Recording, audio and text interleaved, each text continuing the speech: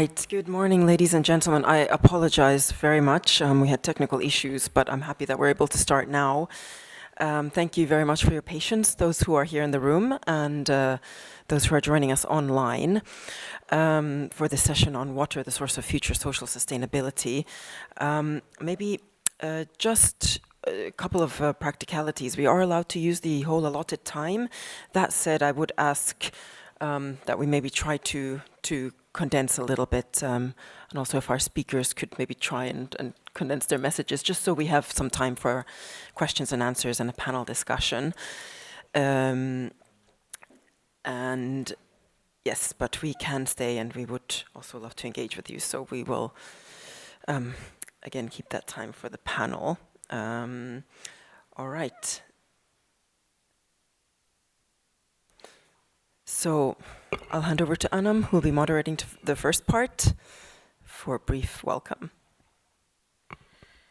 Good morning, everyone. I'm so sorry for all the delays. There's really nothing we could do from our side, but thank you for staying. So I'm just going to do a quick run through the session. Nina Raska's just introduced herself. She's the coordinator of the World Water Quality Alliance. And then we have Richard Elman, head of politics of EuroCat, and Mariette, the president of Women for Water Partnership, Kusum, who's the regional chair for the Global Water Partnership South Asia, Amanda, who's the CEO of Human Right to Water, Katarina, who's a scientific project officer at the European Commission, Naomi, who's a water advocate for human rights to water as well, and Ken Irvin, who's the chair of the aquatic ecosystems for IHE Delft. And then myself, who I'm part of the coordination team of the World Water Quality Alliance as well. And today we're going to be really talking about the importance of community engagement, and we're going to show you the examples of citizen science that has taken place as part of the World Water Quality Alliance.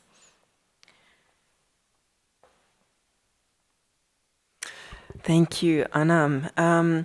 So I will just run very briefly through what is the World Water Quality Alliance, which convenes all the speakers we have today and a number of work streams. So the World Water Quality Alliance is convened by the UN Environment Programme, but it's a global multi-stakeholder network that explores, monitors, analyzes, and communicates on issues on water quality. Again, the various facets of water quality, and again, related risks that arise from poor water quality at several levels. So it's a global alliance, but we work on the local, regional, national, and transboundary and global levels. So again, just because these water quality problems occur and the solutions for them need to take place at all of these levels. Again, we are composed of different actors. These range from technical experts on water quality through to the whole of society. So again, our work cuts across all critical social sectors of a community, and we refer to this as the quintuple helix. So the public sector, the private sector, the scientists, research institutions, intergovernmental organizations, artists, students, children, local policymakers, all those who need to be involved in taking action on water quality, and who need to be there also in order to make sure that we can use some of the data generated, monitored, not always so easily accessible, sometimes again spread out a bit in different parts over countries, data on water quality, and how we can use that to build policy action. And so again, we kind of aim to identify these solutions, again, working on these different levels and with this wide range of stakeholders, and co-create solutions that address water pollution so that so as to protect the health of our human communities and ecosystems. And we have 7 pillars that we're working under. Again, we have several work streams. We're kind of bringing some coherence into this and working under these 7 pillars. So a key pillar is data to action. And again, really, this is one of our key aims, is how do we get countries, communities to uptake the amount of technical data out there. So again, for example, modeling water quality pollutants, the work on SDG 6, getting that communicated to countries. Source to sea. So again, for example, one of the work streams we have is plastics is using a set of harmonized guidelines for harmonized monitoring of plastics in freshwater bodies. So which will allow also to map how they end up in the sea. We have capacity development, citizen engagement, citizen science, and science, art, sustainability, diplomacy. I've kind of, these again are a key aspects of our work that you'll hear about today. So again, this is really building capacity for monitoring data, but also building that citizen engagement on the ground. How do we reach local communities, and rather how do they know the best about what are these specific water quality issues that are affecting them. How can we help them take action at the local level and develop the resources needed for this? And how do we think, for example, we'll be hearing about gamification for understanding water quality issues. Again, this is a different means of communicating the issue together with art that we've heard about in the course also of this Stockholm World Water Week so far. So again, how do we go beyond just technical reports communicating poor water quality to really highlight how this issue impacts local communities and why we all are concerned stakeholders who need to take action. So that's to mention those briefly. We'll hear again a little bit more today, but really the essence is how do we work in partnership and how do we bring about and facilitate that collaboration for action on water quality. Thank you. Yeah, and with that, then we welcome Richard, who's an online speaker, to the floor. And he's going to really be talking about the importance of community engagement and the creation of local water forums as one of the initiatives of the social engagement platform social engagement platform work stream of the World Water Quality Alliance. Hi, thanks very much. I hope you can hear me well, and thank you very much for inviting me to speak today, this morning. I'm sorry I couldn't be there in Stockholm myself. So the philosophy behind the creation of local water fora really was inspired, first of all, at the beginning of the century by the creation of the Agenda 21 process, which was initiated by the United Nations, which wasn't, to be honest, extremely successful.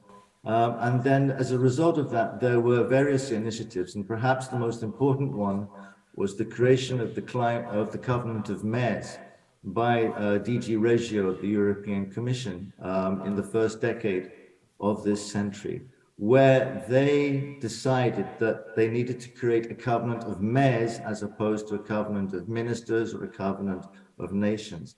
And the reason why is that they realized, as have indeed the United Nations themselves, the World Bank, the OEC, to mention just a few supranational entities, the importance of supranational ambition being converted into action at the local level. So therefore, it's absolutely essential that a bridge is created between not only the supranational entities, but also the national administrations, the subnational administrations as well, together with municipalities. So municipalities and local communities, indeed, within municipalities, have become and have been identified as the key to successful implementation of action if we are to answer the challenges posed not only by water, but by all environmental factors which we are facing now at the moment presently with the question of climate change. So this idea of involving the local community, the reason why is twofold. First of all, as Nina has already mentioned, it permits us to engage what we are now describing as the social political helix at a local level. Nina mentioned 5 of those elements: the public sector itself, the private sector, the research sector. That was the original triple helix. And then afterwards was added the question of the citizens themselves to form the quadruple helix.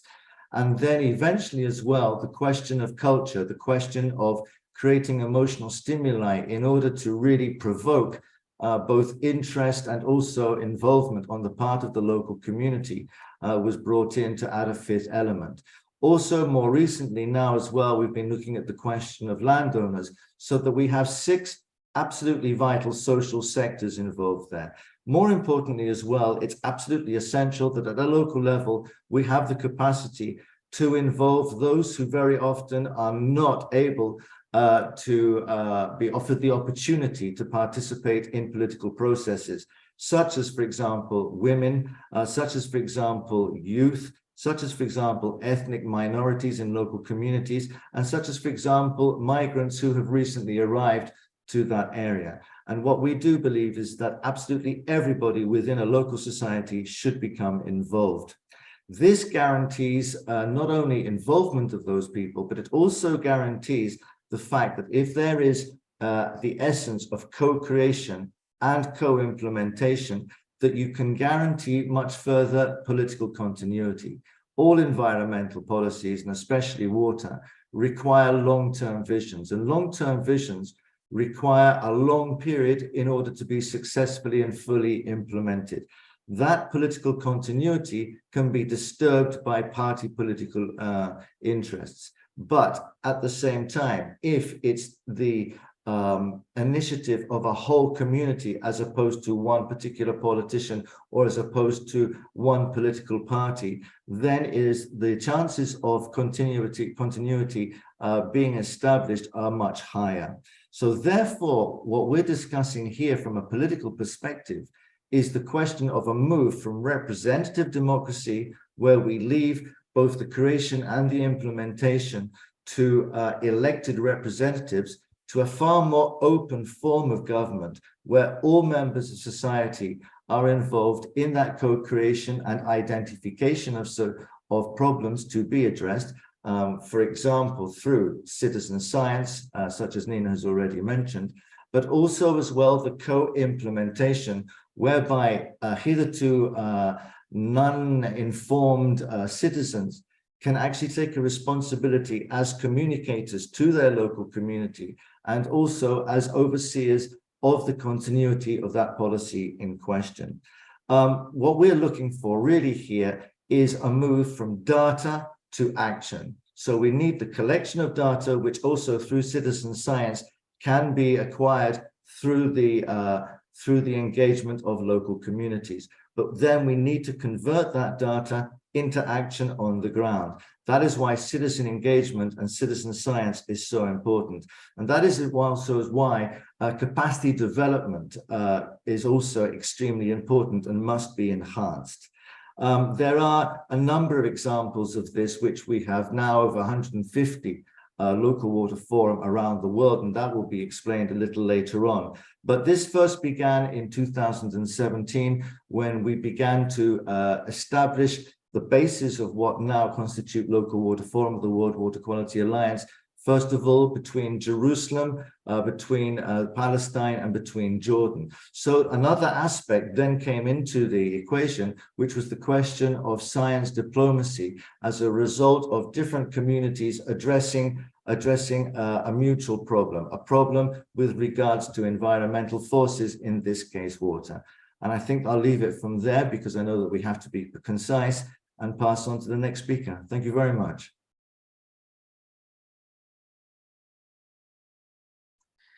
Hello, thank you very much for inviting me, and I'm delighted to be here.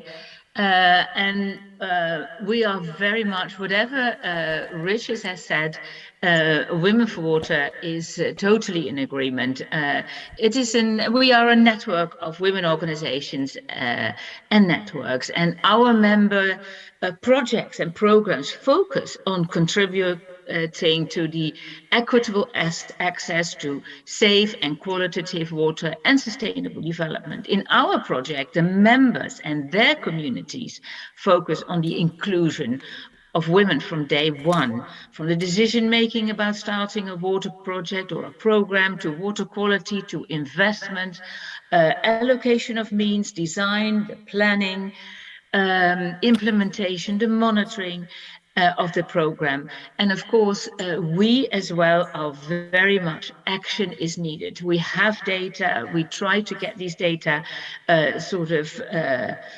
official, but citizens' data and citizen science is really the way to go forward, we feel.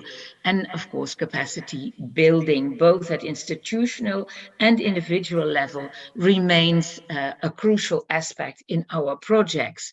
Lobby and advocacy for that is an essential element to ensure the decision makers, the science and the technologies to take on board the local realities, the local water communities. And Women for Water influences policy by providing our members a podium to articulate their opinion in international and national policy. And Women for Water collaborates with partners and like-minded organizations as well as outside the water domain groups to increase its effectiveness. The most important is that we promote local engagement and support local and national organizations with knowledge sharing, project information, data, networking, so that these local communities, are able to find local funding to voice their thoughts at international level and the need of the local and to show the needs of the local water communities. So we have a short video from Sri Lanka, which is a case study. And after that, you can please start that video. Kusum will explain what the lack of water, climate change, and that results in bad quality of water. So are you able to show the video, or do you want me to? No, thanks, Mariette. We're going to show the video from our side. Thank you so much. I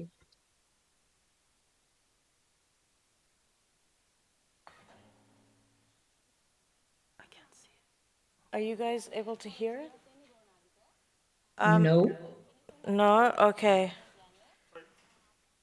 Just 1 minute. Sorry for that.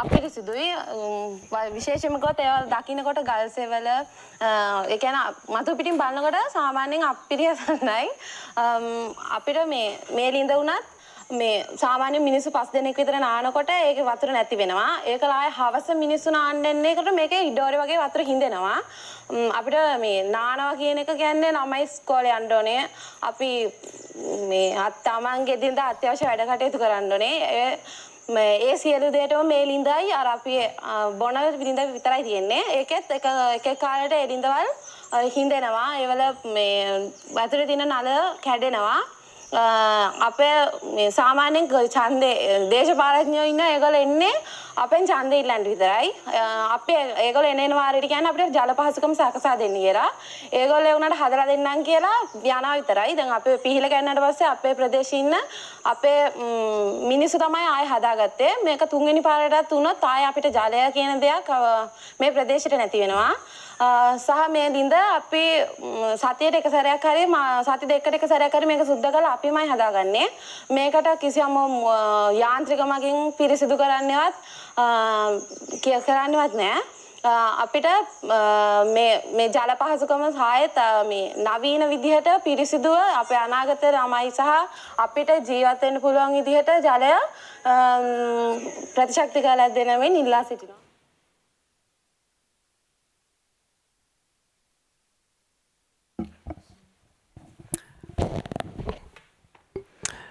Thanks. So after that video, I'd like to hand over to Kusum Atukorala from Sri Lanka. Yes, Kusum, we have you on the screen. Please go ahead. Yes. Good afternoon, and thank you for inviting me. And I'd like to introduce that video. That video is part of a larger documentary which was done by the Women for Water Partnership with support from the Global Water Partnership and the Sri Lanka Water Partnership. It was, so we took out this clip because it was this young woman community leader who is speaking about her water quality issues. Can we go on to the next slide, please? When we talk about social sustainability, obviously we are talking about women, we are talking about gender. But is this something which only comes in the stratospheric meetings that we all meet in maybe once or twice a year? Myself, this is my, I think my 25th World Water Forum, and Stockholm Water Forum. And I have heard personally this word gender being used, the need for getting women involved, the need for getting the importance of getting women involved in decision making over and over again. But unfortunately, I think we are still struggling to make sure that it does happen. So the video that we saw, which is the ground level reality, I think it went very fast, but she was mentioning 3 issues. One is the access to information, access to support in cleaning up, what she says cleaning up, which is she's talking water quality. The second is the importance of getting some activities covered by the political leadership. And that is also something that I want to take up. And the third one is that, you know, that it is the community themselves. This is a community-run, community-managed system. It is not a system which is run by a water agency. So the community itself has to do everything to do with the cleaning, with the catchments, because water availability also she mentions as an issue. But there is a gap between the community and the decision makers. And this is the gap that, you know, Women for Water Partnership has always been talking about and always trying to support people to bring them into the decision making. If I go to my slide, the initial focus in many water systems, in many water activities is about availability. People first want water, some kind of water.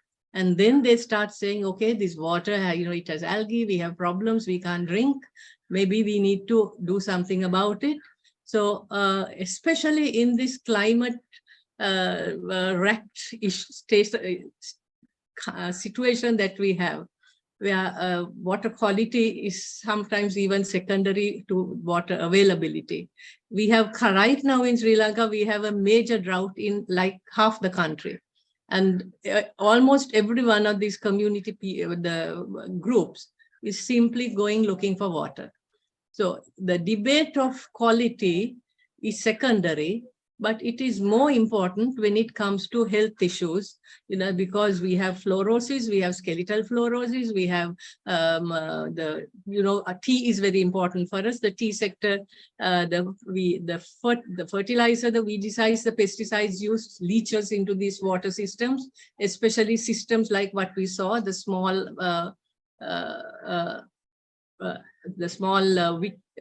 system.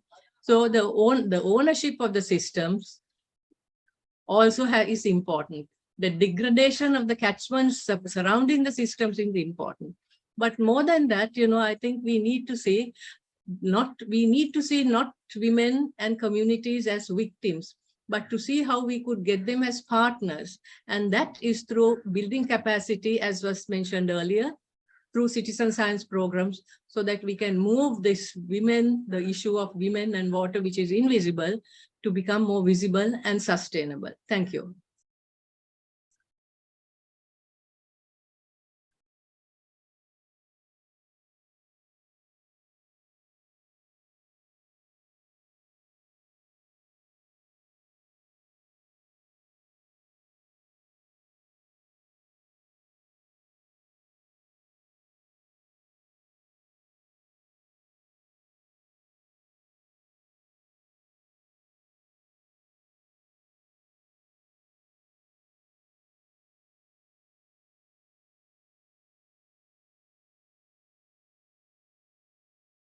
And part of our mission is to create awareness about the different elements that go into realising the right to water, of which water quality is one of the least understood. I see the social engagement platform of WWQA as a way to reach out to people in all walks of life, especially young people, that will be able to integrate this learning throughout their lives. One of the topics for our forthcoming WWQA event in Nairobi next month is related to the skills and resources that are needed to set up and run a local water forum. Most most are run by volunteer groups, either through youth groups, enthusiasts, or educational institutions, and it's not very realistic to assume that they have the resources to be a sustainable entity, as many of the monitoring processes cost money and people need training. Monitoring techniques range from the very simple, requiring a phone camera or a fishing net, to the very scientific, requiring specialised testing equipment and maybe access to a water quality lab. Choosing the best system for your particular location based on the type of river, the type of pollutants, the deterioration of the quality needs to be related to the resources of the local water forum.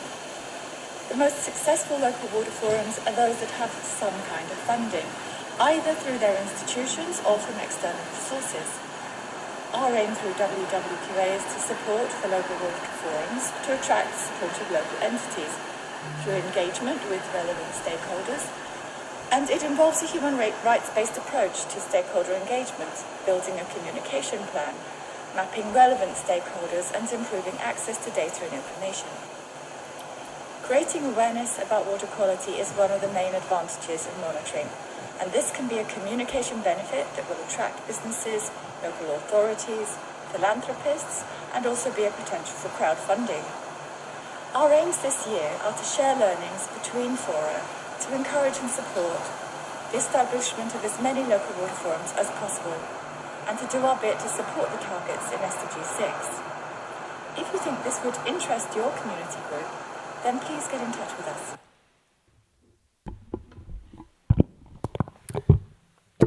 Thank you. So we have another video, and I'd like to welcome on stage my colleague Anam, who will... Okay, and Anam will be speaking about our work in Kenya on citizen science and engagement of local communities around the Nairobi River. Hi everyone. So through the local water forums, I have really been engaging with some of the groups that are really enthusiastic to work on water quality in informal settlements. One of the informal settlements is a settlement called Korogocho that was, but still pretty much is, quite notorious for crime. But I have a very interesting story of a group of youth who have come together past their lives of crime and are actually trying to create green jobs for themselves. And so I'm just going to show you the video and then discuss more about the citizen science project that we have ongoing with them.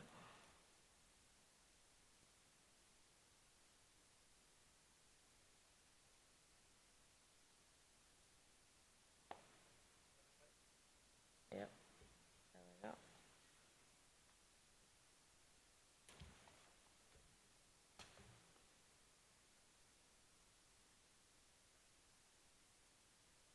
There's no sound.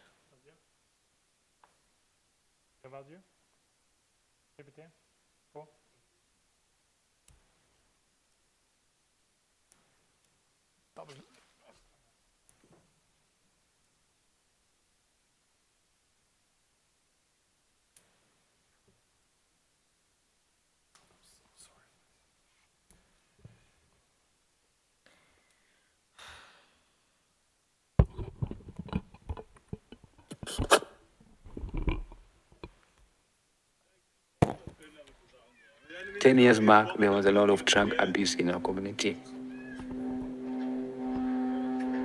The children, they're being raped.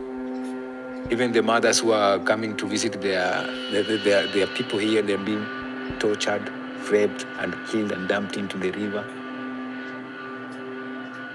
So it was like a evil zone, the whole of Korogocho. And we want to change this community. We don't want to live a life of crime.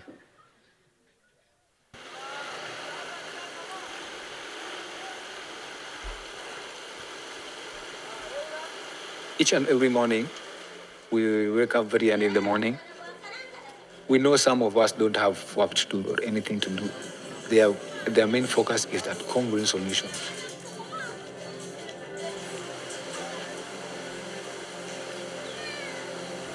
This land was a dump site. We just want to transform it and make it a better place where we could be just spending our time. We removed the garbage for nearly 1 year, only removing the garbage. And we're just taking it direct to the river because we didn't know that one day we'll come and maybe think about the river. So after now we had plant trees and grasses. We feel this is a better place. We still now people that come in, do mustard, these youth, they have a park, they have changed. Why would you just, why can you be just like them? So we knew that we created a good impact.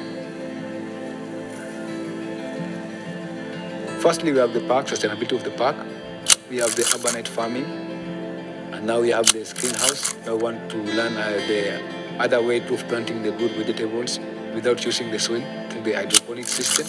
And we have the kids playing zone. We also have the feeding program, which we also do in each and every Saturday. For the urban farming, we use it to sustain ourselves so that we can sustain the park. And also, we give back to the community by identifying the most vulnerable. We have a list of most vulnerable families in our community.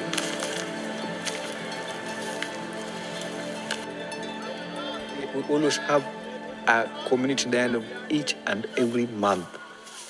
And this is the only thing that is helping Co-Green to have a relationship with the community and having a good and a better community. Through these dialogues, we talk about security issues, talk about GVB, we talk about capacity building for the youths who are maybe getting on board. And at the same time, we talk about waste management in our community and how we want our community to look like.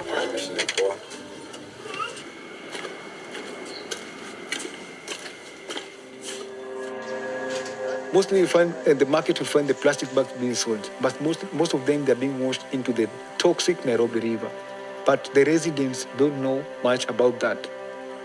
Nairobi River is the river of death. It's the toxic river here in Kenya. We are not being paid cleaning up Nairobi River. We clean it now and then, we find trash upstream, we come clean it because that is our passion. From sustaining the park is not that easy. We have to remove weeds, we have to change flowers which they have gone old, and we have also to make sure that we don't have any pollution at the park or plastic pollution.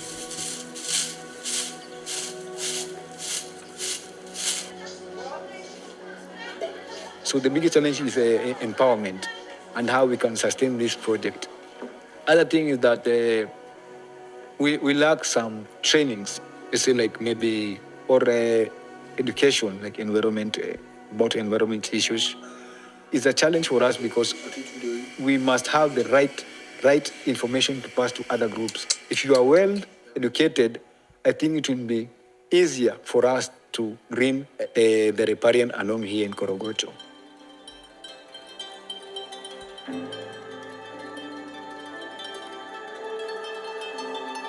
I'm happy because I'm not in tribe. I'm happy because I'm trying to create a good environment here in the slum of Korogocho. And I'm also happy mentoring the upcoming generation not to fall back into the life I used to live. For now, I feel that everything can change only if you believe by yourself first. If you believe that you're going to face this youth and telling the reality, everything will change.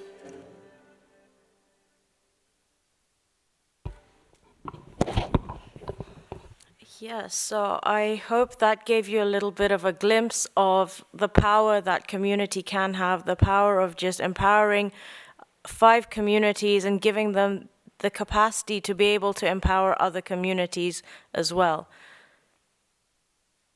And so after that, Co-Green is a community that's actually been doing this for a while.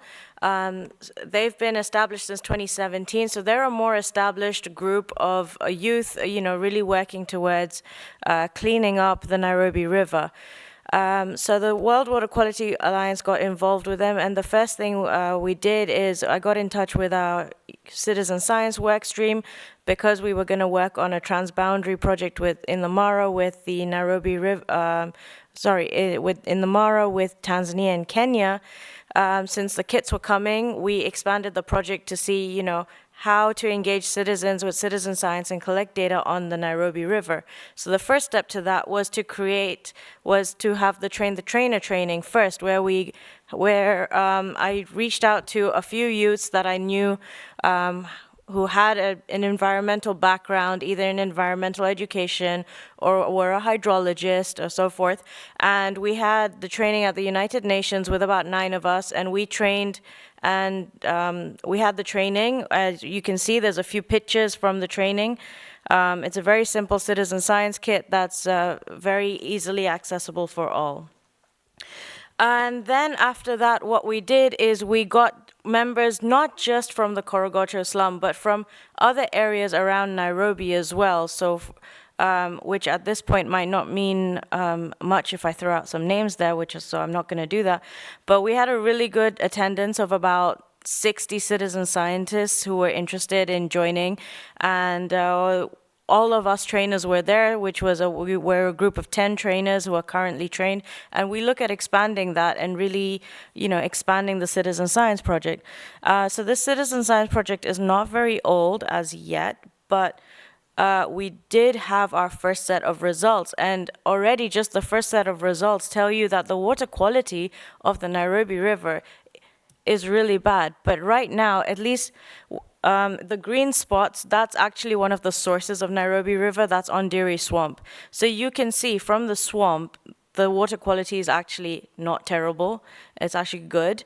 And then by the time you start to even get to the outskirts of Nairobi, you already have bad water quality. And so this actually also can provide the citizen scientists with some sort of concrete data. They can put together, policy papers and go to their local MP and be like, okay, we have data, this is supporting us, what can you do? How can you support the residents? And then we have, we're working with a few different groups in Nairobi, but globally as well. But the examples I'm going to give you are with Nairobi, as I have personally been quite engaged with them. And one of the things we did, and Naomi will be speaking more about Brandon and the Watoto Library later, but the Watoto Library is based in the informal settlement of Kibera, and it's really a safe space for the children who live by the Kibera River and just in the informal settlement of Kibera. And we partnered with Adala Studios, who's creating a game called Downstream, the H2O game. And it's a game about the importance of being cautious and how to use water in a sparing way. Because as you imagine, if you live in a place like Kibera, you actually don't have easy access to clean water. And so we explained the game to the children, we played the game with the children, and what the amazing thing is that through having fun, these children were actually, by the end of the game, able to convey a message of water use, and they actually put down a pledge of what they could do to save water.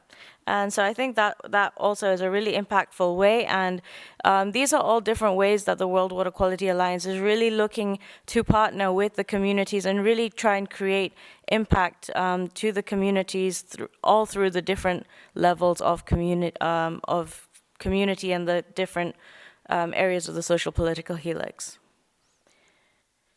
And with that, I'll hand over to Katerina, who is online, and then we do have a video that we will be sharing as well from our side just after Katerina introduces herself. But she's from the European Commission, and she's working on a project called Gems of Water. Thank you, Anam, and thanks so much for sharing this super impactful video and your presentation. I'm super thankful for your work. So yeah, I can't see. I'm sorry, I can't see the presentation. I don't know if it's possible for me to see it. I can't see the screen, but yeah. So I work at the European Commission, and as part of the Water Quality Laboratory, we've been supporting and developing a citizen engagement project called the Gems of Water, which also supports the World Water Quality Alliance social engagement platform. And here today I'll present one of the pilot that we have started last year It's in Costa Rica, and there we are collaborating with an NGO. Thank you. Now I can see. With an NGO called Coral Conservation that works on the Caribbean side of Costa Rica that you see here on the map. So I think, Anam, if you like, you can already start the videos that presents a little bit of the project. Thank you.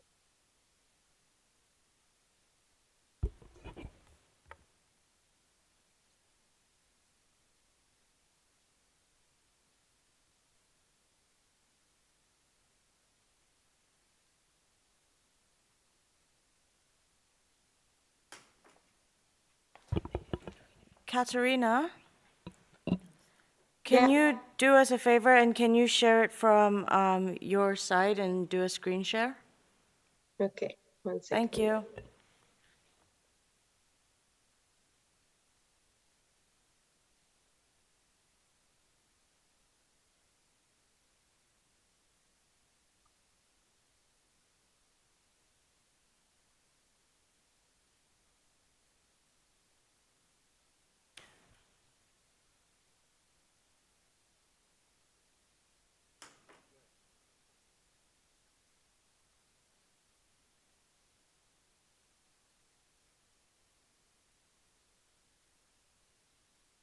Can you see it? Not yet. Yeah. Oh, wait, no. Now? Yes. Good. And let me know if you hear it as well.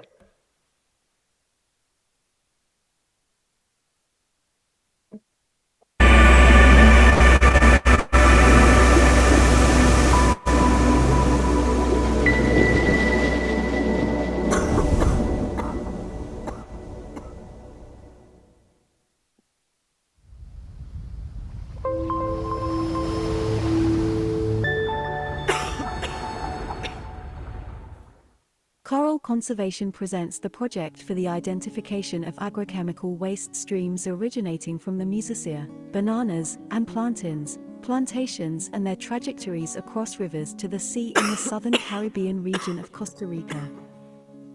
In the 1870s, the cultivation of mesosphere started in the Caribbean region of Costa Rica. Over time, it has grown significantly to eventually become the main type of cultivation in the area. From 1910s, agrochemicals for pest control and fertilization were starting to be applied on these monocultures, due to increased vulnerability to plagues and land degradation. The South Caribbean of Costa Rica has abundant wildlife, both marine and terrestrial. Various protected rainforest and marine parks can be found here, but these areas are increasingly fragmented by the expansion of monocultures. Today, the Sixayola River area has approximately 5,440 hectares of mesosphere cultivations, especially located around the river mound. This leaves little space for forest cover on the land around the river, causing the destruction of habitats for local wildlife and frequent floods due to the heavy rainfall in winters which monocultures are unable to retain, both of which have serious social and environmental impacts. Coral Conservation is a non-profit NGO. It was established in the southern Caribbean area of Costa Rica to act for the conservation of nature, with a particular focus on coral reefs. Reforestation, beach cleanups, land art, raising awareness are some of the activities of coral conservation. Since a couple of months, an important question arose: what is the impact of agrochemicals from growing monocultures on our rivers? How much of the agrochemical runoff ends up into the sea? Is there a visible effect of agrochemicals runoff on our coral reefs? We have joined the Social Engagement Project together with the Joint Research Centre, JRC of the European Commission. Together we can.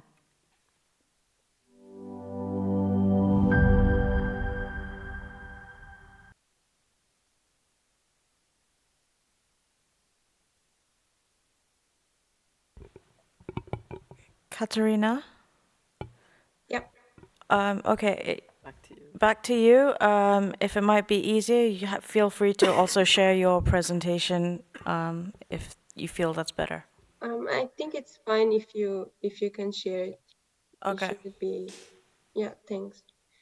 So yeah, this was a video of introduction to the Gems of Water activity that we started in Costa Rica, and to give you an overview of how the activity works and how it was designed. The idea is that we share an advanced technology for measuring organic contaminants. The technology is called the stirber, and it's the little bar that is in the scheme drawn there. And it allows for an easy process of extraction of contaminants for water.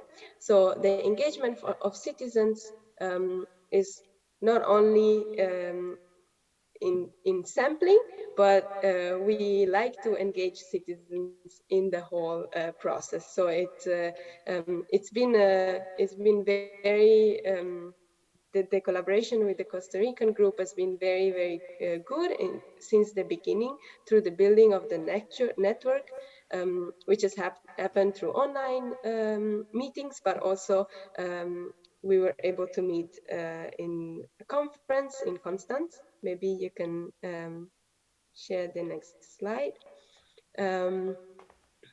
Yeah, so here they are, and we've been able through these meetings to first identifying what was the pollution issue that was mentioned in the video. So they want to know what is the impact of contaminants and pesticides on the coral reef.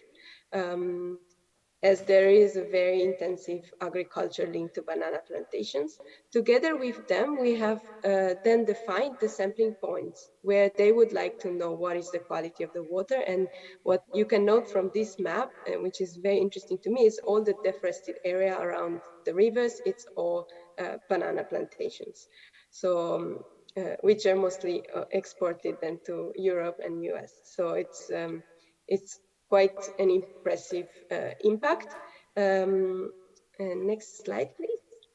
And so to be able to connect the citizens and the coral conservation with an advanced technology that we use at the Water Quality Laboratory at the JSC, we created an instruction manual with videos to allow citizens to understand why we're doing this monitoring, why it is important to monitor organic contaminants, what these contaminants are, how the technology works, and also how the analysis then works at the JSC. And we have prepared, this is my colleague Julia, we have prepared kits that we send then to the pilots, and here we send it to coral conservation, and it includes sampling bottles, it includes personal protective equipment, sampling stick, and the rotators through which the extraction of the compounds happens. And here you see some of the first pictures that we received from the group while they did sampling, and also of the extraction. So next slide, please. And it was very cool for me to see, because it looked like a real lab when we saw the picture, because they were also wearing lab coats and everything, and but it's actually their rooms, so they really did it finding space wherever they could. And this is the picture that shows how the compounds are extracted on the stirber, which we then receive back to the JSC. So this technology is also the ease in logistics of receiving back only the stirber and not the water sample. And so here we have received the packet back at the JSC, and we received also very nice messages from them, which was really heartwarming. Because we could feel, and we still feel every time we have meetings online, really the passion. And I think it is also passion that I want to learn from, because as we've seen also in the video that Hanam shared, like a passion for water that is super beautiful. And now we've started the analysis. So this is the next slide. We use a software that allows us through gas chromatography to identify a large number of compounds based on library comparisons. And then we quantify a set of compounds. And we're really in the process of analyzing the results. So we hope to be able to come up out with something to share soon. And the last slide is then about the outcomes that we're working on with this project. Obviously, we are chatting together with the group, with coral conservations, on what the practical outcomes might be, so on the field, and they're very passionate, and they're already coming up with ideas of what could be done, such as communication with farmers and trying to find alternative practices. But on our sides, we're working on developing a data platform and layer together with the Global Surface Water Explorer software, which was developed within the JRC at the European Commission by another team, and maps water quantities globally. So the idea is to create layers of different data, but also to include story maps and more personal, maybe experiences of the citizen scientists, so that it's not only a dry data map of water quality, but that it expands. And the last thing I will mention is that we're also working with the science and art projects at the European Commission to include art and as a way to share the importance of water quality and the results. So here I was engaged with a group of artists called Non-Human Nonsense, and the idea is to, through artificial intelligence, to give kind of ghostly appearance to the contaminants, so that they can be used and made into some kind of educational material. And so this is all, and thanks so much for the opportunity to share. And I want to thank, of course, my colleagues and coral conservation for joining us into this amazing project. Yeah, thank you so much, Katerina. And if anybody does have questions, we're going to have a Q&A. So we're going to have some time for Q&A just once we're done with all our presenters. But yeah, it's a really interesting initiative, and we're really looking forward to be able to expand the whole project as well. And next we welcome Naomi, who's the youth leader for the World Water Quality Alliance. Good morning, everyone. I'll try to be brief so we can still be on time. So I'm also representing Human Right to Water as a legal officer and a water advocate for the World Youth Parliament for Water.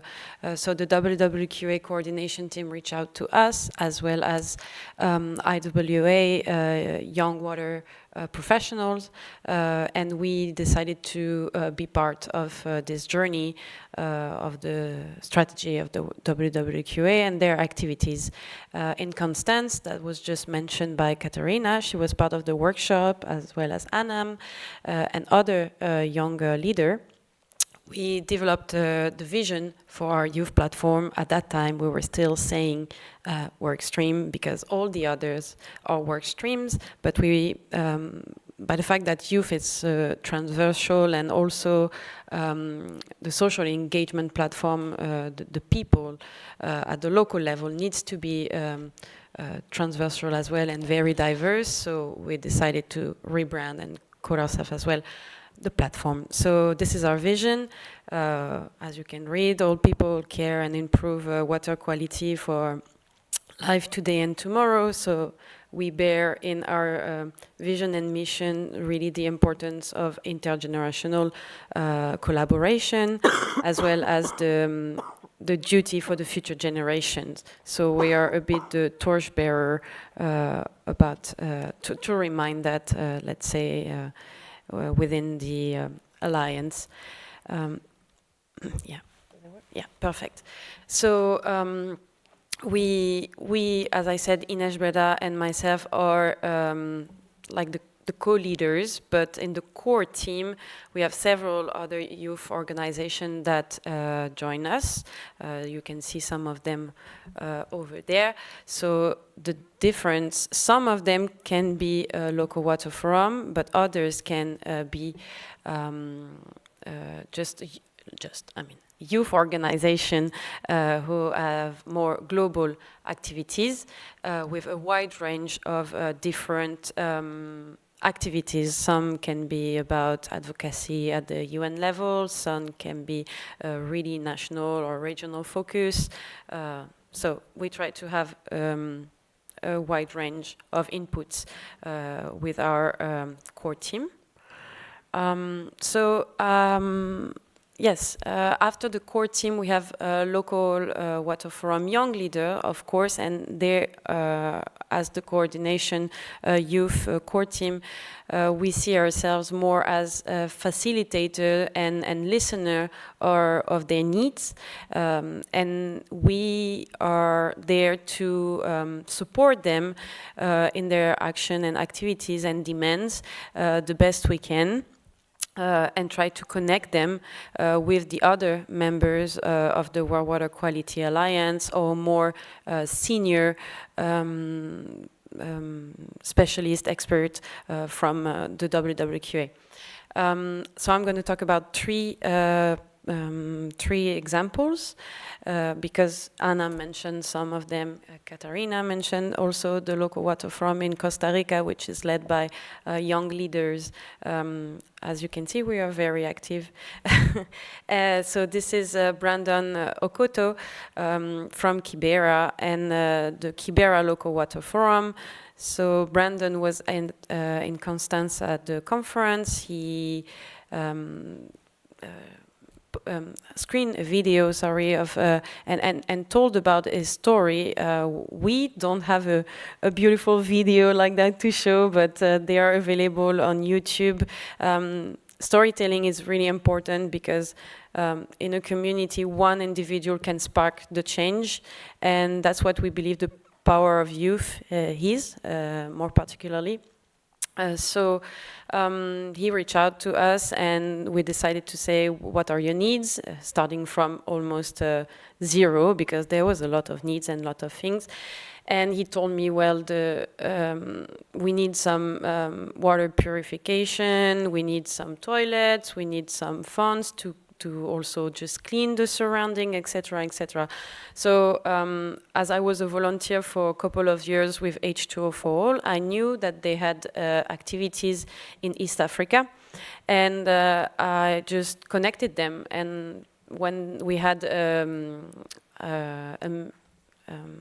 project implementation, in Uganda, I proposed them to meet with Brandon, and very quickly it ended on training on the filters, as you can see in this video over there. H2O for All had a small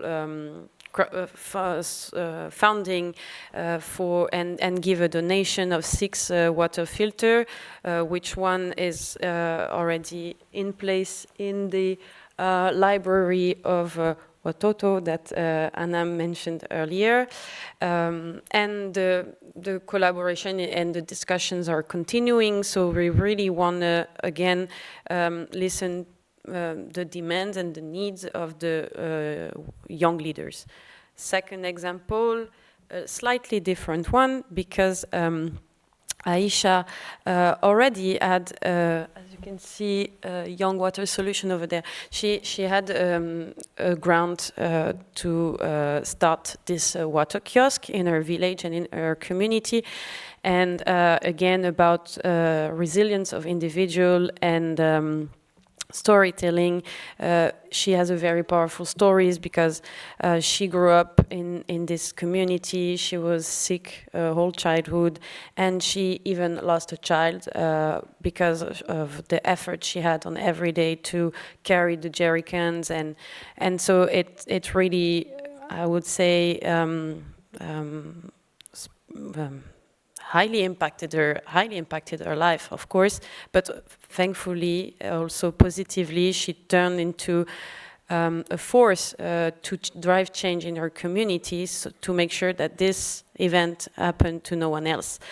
So she raised awareness in with some capacity building workshop in our community about water quality, of course, and she organized meetings between scientists, agrochemists, health experts, local citizens to discuss about all of this. And there I tried also to connect her with the country director in Uganda of H2O for All, and their collaboration is going to be more in the maintenance of the material, of the filters, of the lamps, of the I'm not an engineer, as I remind you, I'm a legal specialist, but all those material needed, so that they will work on that together, because the grant is often a one-time grant, and afterwards it's always the difficulty to maintain and replace and so on. So this is what they're discussing currently, as well as potential, how can I say, funding opportunity to start another kiosk in the village, in the area. This kiosk allowed also to create a job to this person over there. So it's quite a very inspiring story. Congratulations to Rika and Aisha, our founder. Quickly, so this is, yeah, quickly? Yeah, very quickly. Also, just to say that we focus on the global level advocacy, and this is one of our youth member, Odwa, who is the founder of World Merit South Africa, and he was actively promoting social engagement and youth participation during the UN Water Conference, and he had several side events over there, so very different type of profile again in the youth platform. So what are our next steps? There's going to be a Nairobi conference of the WWQA Nairobi conference next month, and there we want to develop our youth roadmap aligned with the WWQA strategy. Thank you again to the coordination of the WWQ to invite us on some SAC and TAC meeting to keep us engaged in the social engagement platform. We are not just doing our small youth activities on the side, and we are discussing on some next steps of opportunities for our youth members within the work streams. Outreach to include other young youth groups linked to water quality, such as UN Major Group and so on, or UNEP, of course, because we're based in UNEP, and the seed funding, which is the youth catalog that would be discussed. And thank you. Please join us. This is our contacts. Thank you very much, Noemi. And as the last speaker, I'd like to invite Professor Ken Irvin from IHE Delft, who will speak about local engagement when restoring lakes. Thanks. This right works, and I press this for a change. Okay, good afternoon, everybody. I hope you have enough time to stay for a bit of a discussion, because I think when we hear about the activists, the young activists, and we've heard about the bottom-up activities, this is so important. So I hope you have a chance to also share some of your stories.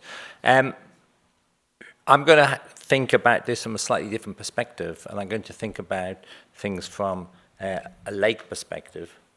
And I want to just put a question to you as a prelude to thoughts. Maybe I was somehow, in my consciousness, anticipating a small delay to this session. So I put the key question at the beginning. And the question is stakeholder engagement about the process, or is it about results? And I just would like you to contemplate that thought as I go through my brief presentation. So if I press this, it moves. Excellent. So I just want to show you this diagram, and I want you to consider that the part I want you to think about is this bit here, the collective action and the policies and regulations and how they connect with something happening on the ground through whoever it needs to be making that thing happen on the ground. And I want you then to also just focus on one part of this OECD gold standard governance principles. Some of you may be familiar with this document. If you're not familiar with the OECD governance principles, I really encourage you to be familiar, because it's actually an excellent framework. And we sometimes think about water quality and we sometimes think about technical processes, but there are equally important governance processes. And you'll see from this slide that whilst there's a whole range of activities here, stakeholder engagement is one of the important connectors, particularly with trust and engagement. So they're two principles which I wanted to highlight. But there are many questions. And the first question is, which stakeholders? Are we talking about the policymakers, the legal guys, the workshop attendees who work from, this is from a Ramsar convention workshop a few years ago, or in fact, are we talking about the small boy trying to sell some meager aquatic produce, or the small girl who has to travel 2 kilometers backwards and forwards, as this lady does in Ethiopia, to just collect the water? Whose stakeholders? Which stakeholders? And what is the role of those stakeholders? These are big and difficult questions. And I want to give you 3 quick examples of thinking, looking at things from a sort of an overview, bit of a helicopter view, from different parts of the world. The first one is the European Water Framework Directive, came into force in the year 2000. It was a major policy, or is a major policy document, and it includes the statement that the Water Framework Directive encourages active involvement of all interested parties. And I want to give you a small example of some of those interested parties, and that is a LIFE program. And I'm very familiar with a LIFE program from Ireland on the protection and the maintenance of this lake, Loch Cara, which is one of the few remaining wild trout calcareous fisheries left in Europe. It's an amazingly important site. And so the local citizens have come together to try to develop protection. And the tension is, how do they maintain the quality of their lake in the face of expanding ambitions for agriculture and the transport of nutrients around catchments within Ireland? So that's the first example, and I urge you to look at that website, lochcaralife.ie. The second example is a completely different one, different part of the world, and it's from the beach management units in Africa, Lake Victoria, set up by the Council of Ministers, the East African Council of Ministers, through a whole different layers of political structures, and eventually it comes down to the beach management units, participatory action on the ground for the sustainable use of fisheries. That's the objective. The practice is that it doesn't achieve what it wants to do. And so there's an enormous political process to get this through all the political tiers, through the filters, beach management units in operation across Lake Victoria. But the sustainability of the fishery somehow gets lost in the process of the beach management unit. So it's very much a good example of a top-down political process that dictated participatory. We will have participatory management, top-down, rather than bottom-up. And the third example is clearly a bottom-up approach, and this is an example from Bangalore in India. There's a lake called Jakkur Lake. It has citizens came together to try to deal with the pollution of this lake, and they are doing monitoring, they are doing activities, and it is working as a process, but the water quality, if you compare it with any notion of good water, is still extremely challenging. So, and yet it's a very important citizen engagement project. So that leads me to a couple of thoughts. One is about whose knowledge, whose activities, whose involvement, who are the stakeholders, and this idea of contested and co-produced knowledge. We all like co-production of knowledge. we have scientific inputs which dictate or define standards, they define targets, and there is a bureaucratic knowledge in the middle that translates the science to the practice, and then the stakeholder engagement of, okay, what is this really all about? And that's so important. So that then comes back to my first question, which is, what's the important thing here? What is your opinion of the process compared with the results of what's hopefully been achieved? So I'll leave that question hanging, and hopefully we can have some discussion along with the things we've seen, the amazing videos and the amazing slides, and the activists, particularly the young activists that we've heard about this afternoon. Thank you very much. Thank you, Ken. And I think we may have just lost Noemi. Hopefully she'll come back. And thank you to everyone. Thank you to everyone here. Again, I apologize about the technical difficulties at the start. Thank you for staying on. Hope it was interesting. And we'd like to open the floor for questions now. Questions or comments. And also, if you'd like to join us, if you have citizen science or youth initiatives, please get in touch. I think we have the details up. And yeah, we'd love to hear from you and collaborate. Like I said, we're an open, flexible network. Anam will say a few words about a conference we're holding, our annual conference, in fact, that we're holding next September from the 18th to the 20th, where we will have a date dedicated to local action on the ground and convening a number of these local water forums and youth actors who and kind of trying to develop a more structured model also of engagement in different countries and different regions. Yeah, and developing these modules that Amanda spoke about. So there's a lot coming. Yeah, no, very quickly, just before we open the floor for Q&A, is that we will be having this conference. It's going to be hybrid, so if you scan the code, then it just gets you to a Google Forms link where you can just put in your details, and I can make sure that, I send you the link closer to the date. But yeah, it's really, day one is just really going to focus on the citizen engagement and the citizen science aspect and the youth as well, and just really bring everyone together for the local communities to be able to see that this is actually a global action. It's not just them alone in a silo, and then they can exchange ideas as well, and what works in one country doesn't work in another country. And it really just brings together this conversation and allows for more engagement within the communities.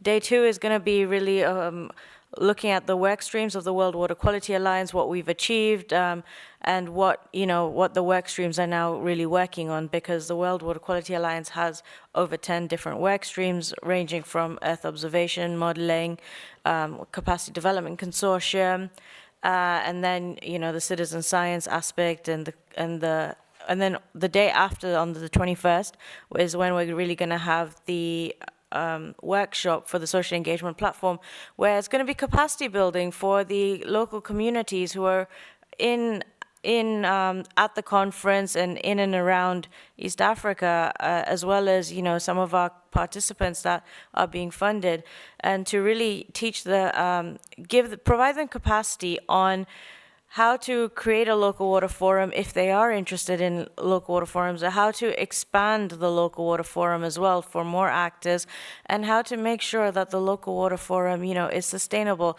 how to write a proposal, where to look for these opportunities to write proposals, so that we can make sure that they can create a green job for themselves and that this action is sustainable. Because a lot of the times we lose community engagement when when they don't know how to balance their passion for the environment and then that they also have to feed their family and put, you know, bread and food at the table. And so that's really also something that we're trying to tackle with the social engagement platform.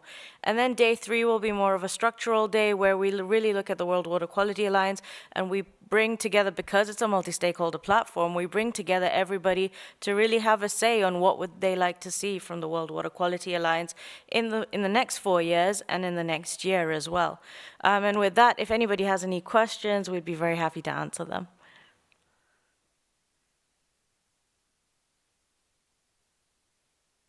Yeah.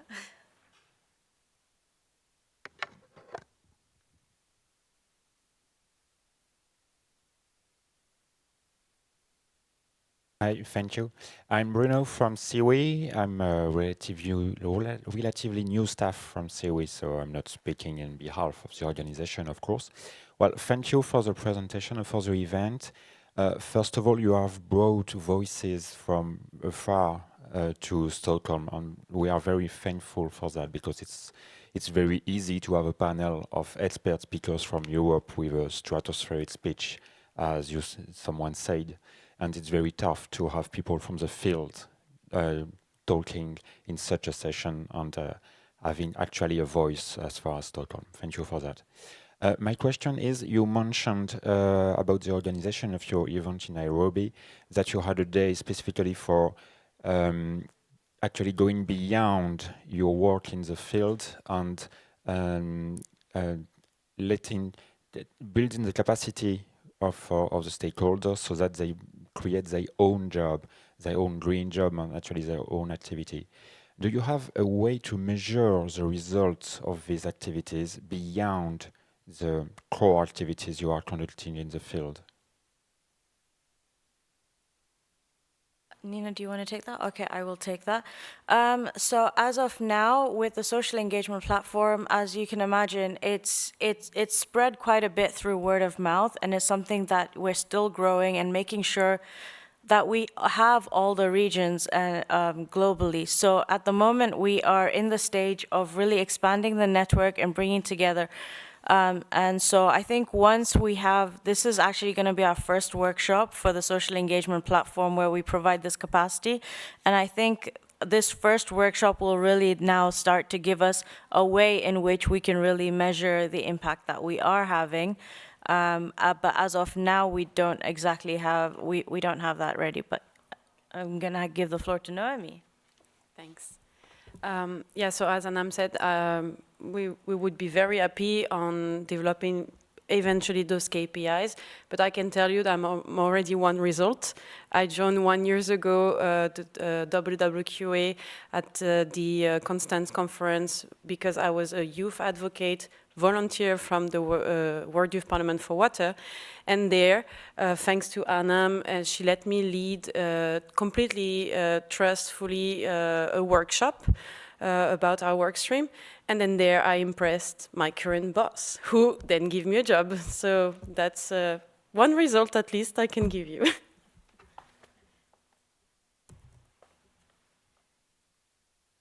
Yeah, sure. Hi, my name is Marla Smith-Nilsson. I'm with Water First from the United States, and wanted to thank you for the session. I'm really interested to learn about the World Youth Parliament. I'd never heard of that before, and we have youth involvement in our organization. We have what we call a youth board.